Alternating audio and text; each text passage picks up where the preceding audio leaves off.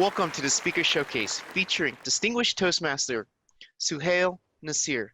I'm Jonathan Lamb, District Growth and Support Director at Toastmasters International.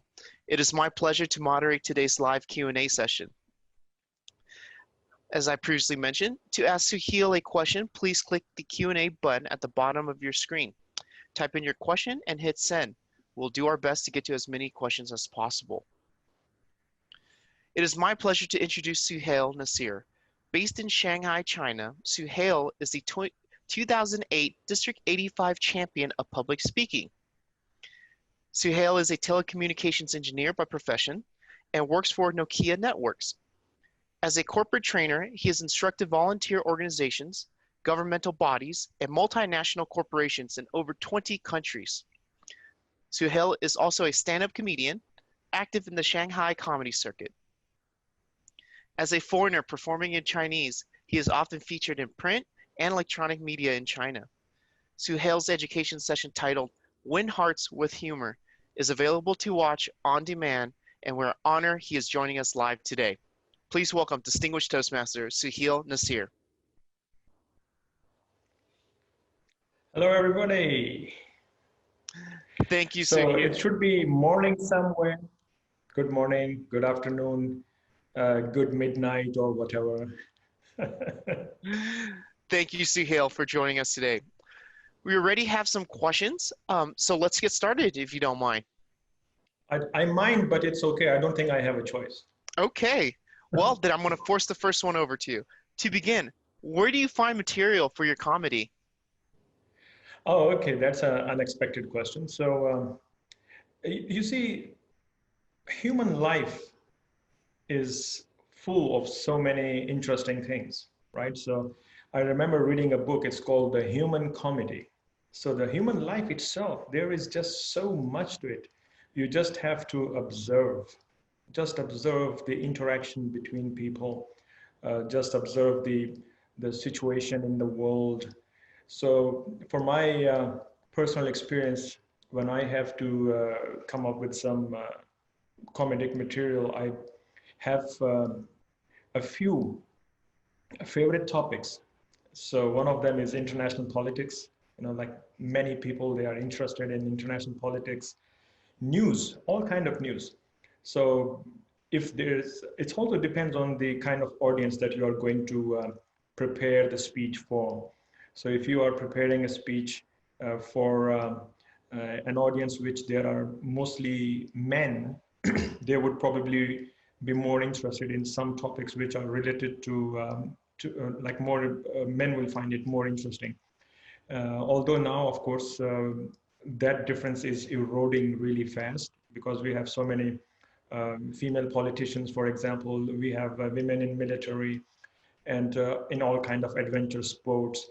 But still, in some cultures, in some settings, you might want to choose one topic over the other.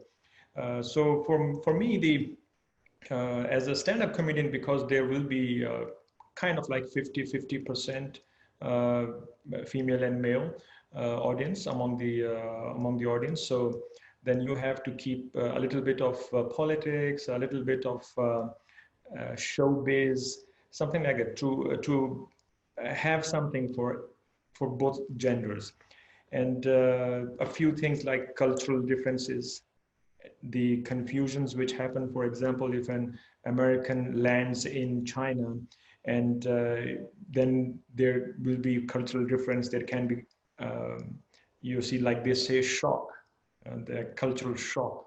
So sometimes I even make joke about it, that why do we say that we got a shock? You know, it's like, is it really that big a thing? That's cultural, and then it's a shock. It's like 440 volts shock or something. So these are the topics. Human relationship, a patient goes to doctor, what happens, a teacher in a school, or politicians, workplace, the interaction between employees with each other, and the interaction between the bosses, the management, all these things. So you need to have this kind of a broad interest in the human life, and you will find something funny, you will keep it with you. So I suggest that you can keep a small diary So I keep a small diary in which I just note down if I see something funny happening. If someone said some remark and it was really funny, you note it down. Because as a professional speaker, you never know when you will use it. So just that's the answer to the first question. Thank you. Those are quite a number of tips that you just provide, Suhail. So thank you. You mentioned briefly about, making sure to even make fun of, joke about maybe a culture shock, something like that. Can you Yeah. elaborate more? If you're speaking to an international audience, do you change your jokes to be more relevant to the group that you're performing in front of? Yes, definitely. Here, since I'm based in Shanghai, so I give you an example. Yao Ming is a very famous basketball player. So I can ask anybody here on the street. That person might be totally oblivious to what is basketball, but he would know who is Yao Ming because he is in the city. He's like a very famous, very tall figure. So once I was doing this session for the international audience, I actually asked some of my friends in the US. I said, "Hey, is Yao Ming still relevant? Will people know him?" Because I have some jokes in which I use uh, some references to Yao Ming. So you have to be a little bit careful because a few things which will be relevant here in China might not be as relevant in the US. So these things definitely do matter. For example, I have a joke here I did that in China, is that the policeman stopped me at some point and he wants to give me a fine, but I just tell him that, hey, look at me, I'm the son of Li Gang. Now in China, everybody knows Li Gang is a joke, someone who tried to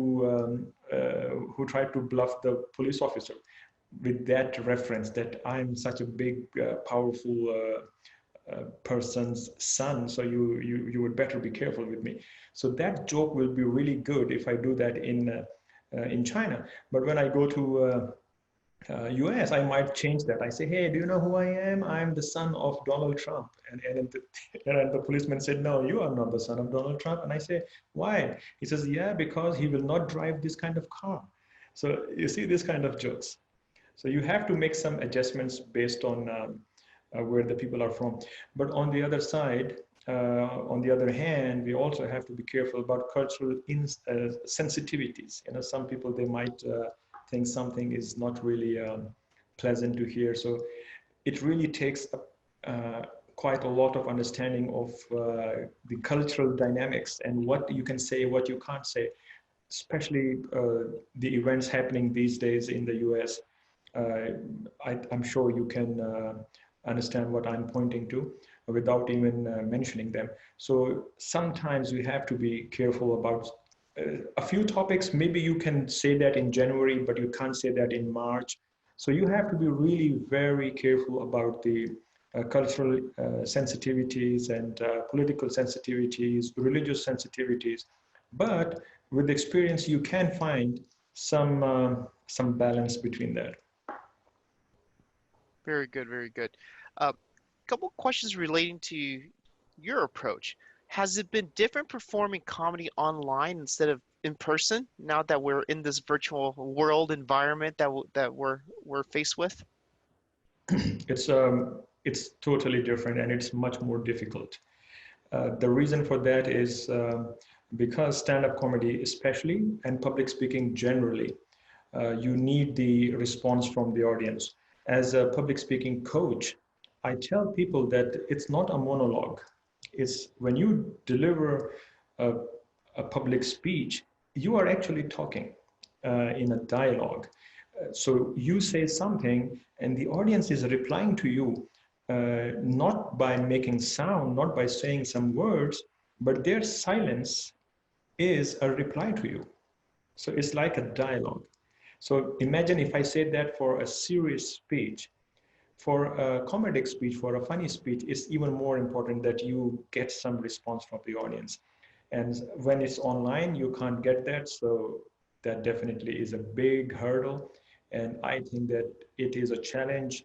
And if we by we, I mean all the public speakers who want to do humorous speeches, and the stand-up comics, if they want to do good, they will have to really come up with new and innovative ways to deliver jokes. But I do hope that we don't need that. I hope that this virus thing is over soon and we are back to our normal stage. Thank you, Suhail. I'm going to break this question into two parts then, based on your answer um, for the audience, because I'm not sure which perspective this came from. So the original question is, do you prefer to perform in large or small audiences? And I'm going to ask this question for both the virtual environment and in person, if it's different. Definitely large audience. You know why?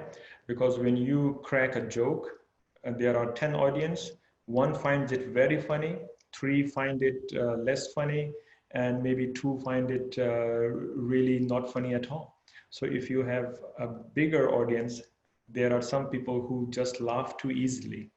And then you are lucky if you have if you have 10 people, then you have like two people who laugh very easily. But if you have 50 people, okay, you already have like 10 to 20 people who will just be the trendsetter. When you do a joke, well, they laugh very easily, and then the environment becomes one where everyone feels safe to laugh. So some people, they just don't want to laugh. They say, hey, if I laugh right now, everyone will look at me. But when the others start laughing, so they also laugh. So definitely larger audience is preferable. Thank you. What advice do you have for those that have children that are working with children with comedy? Because, you know, being a child, maybe from the age of 47, they may not get the joke, and or even they may be like, that's not funny, because they might not get it, essentially, because of their age. Yes, so you really have to come down to their level. So you will have to watch the cartoons that they are watching in that time and era. So I don't know, maybe kids are watching, I don't think they are watching Tom and Jerry these days. They are watching maybe Dora the Explorer or something. So once you mention the things and the topics that they are discussing these days among each other, you just listen to them. And actually, children are easy to, they laugh easily. If you just come down to their level and don't try to crack a very good joke, they will laugh. Now, for example, if I make a joke about Vladimir Putin having a talk with Michael Jackson, I don't think the kids are going to appreciate that because they don't know who is Putin, right? So if I talk about, well, Tom was coming and the Jerry said this, ha ha ha ha, and you just make a silly face, and the children, they just laugh. So they have their own topics, they have their own TV shows that they are watching, they have their own games that they play with each other, they have their own I don't know, video games or whatever. So you really have to come down to their level. Let me give you an example of Walt Disney. When they were making the first park in where was that? The first one in LA, Anaheim, in California. So it is reported that when they were constructing it, Walt Disney will actually walk on his knees. You know, he will just bend down and walk on his knees. And he would say that the reason is because kids will be walking on these streets. I want to see how things appear to them. So if this is a magic castle, how does it look like from the height of 6 years old? So you really have to put yourself at that level. Like, so if Walt Disney could do that, to better appreciate the point of view of the kids, the children, because he made this place for kids. So he tried as much as possible to be a kid, and from which perspective the kids will be looking at things.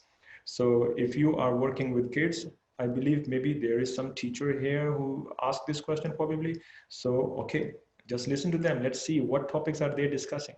And then they are, if someone laughs, probably in one group of kids, and you ask, hey, why did you laugh? You say, he said this to me and I laughed. Okay, you take that, and then when you face another group of kids, you can correct that joke. You don't really have to come up with new one, right? So just this kind of things. Thanks for that tip.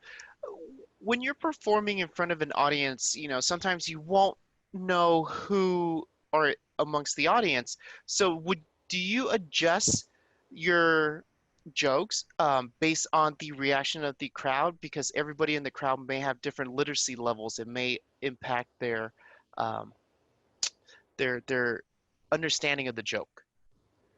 Jonathan, I would like to reply these questions from two angles. So the first one is that you have to remember that we join Toastmasters, we learn leadership. And one of the main things in leadership, one of the important skill is planning and implementation. So you do have to plan very well, and you have to know what kind of audience is expected. I give you I tell you once there was an event, and I went there as a speaker, and there was another speaker also invited here in China. So that person, he took out his laptop and he started to show a PowerPoint slideshow, and every slide has Chinese written and it's also like English written, every slide. And then he said, I'm so sorry for these bulky slides because I didn't know if this meeting will be in English or in Chinese.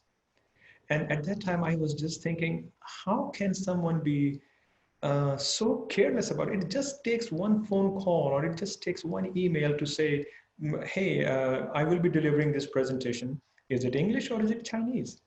And then you can just prepare it so much better. So when you are a public speaker, you are also a leader. You have to lead all the audience. So you would better know who is your audience. So please, everyone should think about it. It is really very important. So you should make it your business to find out that what kind of people will be there.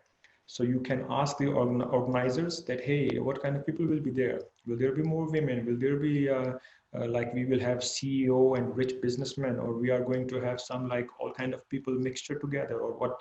So you have to ask this question first in your mind before you go, and save yourself from the surprise and also save the audience from unexpected surprises.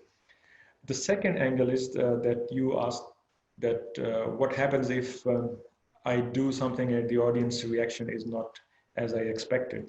So I believe that since we are talking about humor here, so if you crack a joke and you see that the audience didn't get it, so you can think about bringing that joke again and explaining it a little bit more. Or you can also choose to pretend that this was just a setup. This was not the joke. So in comedy lingo, we say you bombed. So you bombed on the stage because you came, you did a joke, and no one understood that, no one laughed. Sometimes people understand that, but they just, because of the setting of the audience, they are sitting in one way or the other, or maybe they have, sometimes in some very bureaucratic environment, people. Once I did a comedy show in front of police department. So there were like very high level police officers, like commissioners and all that, and they were very low level police officers, and they would not laugh. They will wait for their commissioner to laugh first, right? So there can be any reason, not just because the audience didn't understand your joke, maybe because of the peer pressure, maybe because of the environment is such which is not conducive to laugh. So in that case, you have to move forward and you might pretend that it was not a joke, it was just a setup. Having said that, as a stand-up comedian, you have to have a little bit of thick skin. So you should not take yourself very seriously. If I have done 10 shows, at least one show will be bad. It will not go as I expected. So This can happen to even the most famous comedians, like Jerry Seinfeld has talked about it. Dave Chappelle has talked about it. Hey, I did a joke, no one got it. So we should be ready for it, and we should not. We should expect that. In 10 times you do comedy, 1 or 2 times you bombed, it's already a good average. So you just either you should accept it, that okay, I am thick-skinned, it will not affect me. The next show is the next show, and I will just be back in my element. So I think that I almost answered your question. You did. You did. Okay. Very thoroughly, I should add this. Yeah.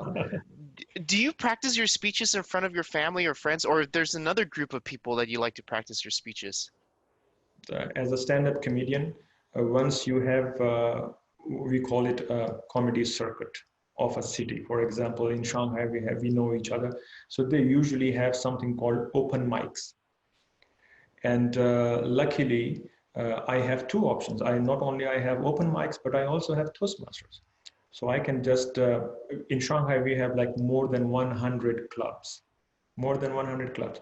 So I can just go to any club, educational vice president, and say, hey, I have a speech, I would like to give the speech. You just go there to give the speech, and you see the audience is laughing or not, and then you can adjust your material. And also you can, of course, practice in your mind.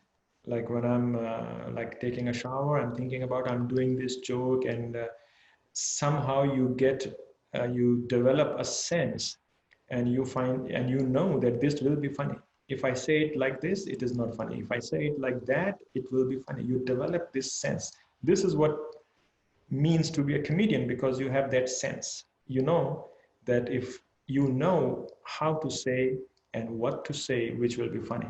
If you know that, you are a comedian.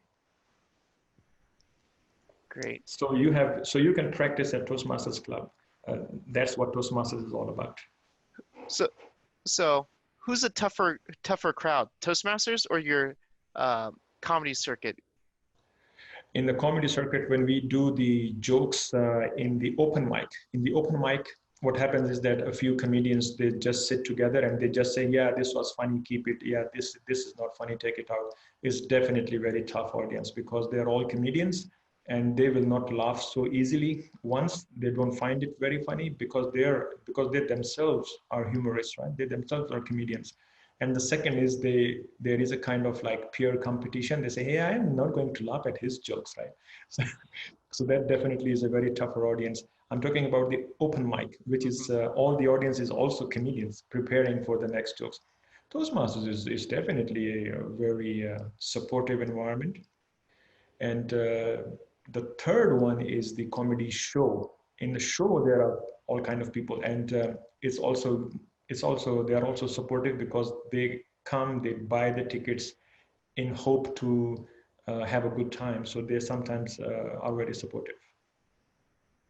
Um, I want to ask this one. I'm really curious. It's a great question from the audience. From the 4 types of comedy techniques you spoke on, exaggeration, wrong cause, anticlimax, situational comedy, do you have a personal favorite? My personal favorite is wrong cause. Wrong cause is just, you see, it really makes the people laugh a lot. Of course, maybe there is the best joke coming from exaggeration, maybe will be better than one of the mediocre wrong cause joke. But on average, I think that wrong cause is not only a bit difficult to do, but it is also very effective. Thank you for that. Okay, let's see. We have a few minutes left, and I want to make sure we get as many questions. So, what is the best piece of advice you would give a Toastmaster who is trying to master the skill of comedy? The best piece of advice is to watch stand-up comedy on the internet. And if you would like me to take a few names, so Jerry Seinfeld is good. Dave Chappelle is my personal favorite. We also have Chris Rock.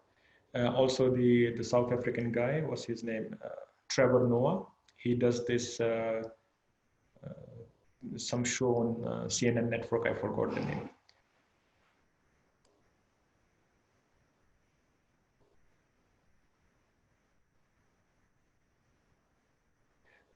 I can't hear you. My apologies for that. Uh, Okay. what can we do to improve our humor skills in the long term? What we can do to improve our humor skills in the long term, number one is to read humorous material. So you have to read.